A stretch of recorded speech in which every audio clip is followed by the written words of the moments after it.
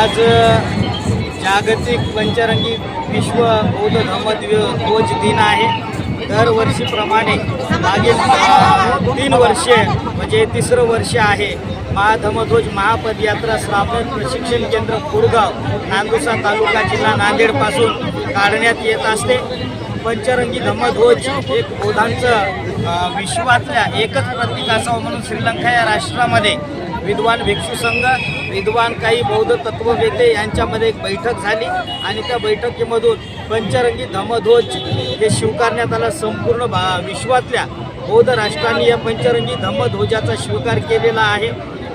निळा रंग जो आहे हा समानतेचं प्रतीक आहे, शांतीचं प्रतीक आहे। पांढरा जो रंग आहे ते एक निर्मलतेचं प्रतीक आहे। पिवळा रंग हे शुद्धतेचं प्रतीक आहे। तांबडा रंग शौर्य आणि धैर्याचं प्रतीक आहे। केसरी रंग हे त्यागाचं प्रतीक आहे।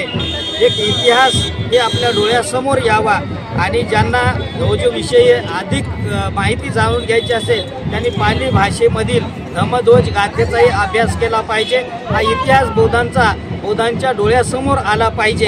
त्या अनुषंगाने पंचरंगी धम्मध्वज महापदयात्रा दरवर्षीप्रमाणे याही वर्षी आयोजित केलेले 3रं वर्ष आहे। सर्वांचं मंगल हो। सर्व भारतीय बौद्ध महासभा असेल, समता सैनिक दल असेल, आंबेडकरी चळवळीतील सर्व ज्येष्ठ नेते, युवा नेते, संपूर्ण बौद्ध समाज यामध्ये सहभागी होत असतो। सर्वांच्या वतीनं या महाधम्मध्वज महापदयात्रेचं आयोजन केलेलं आहे।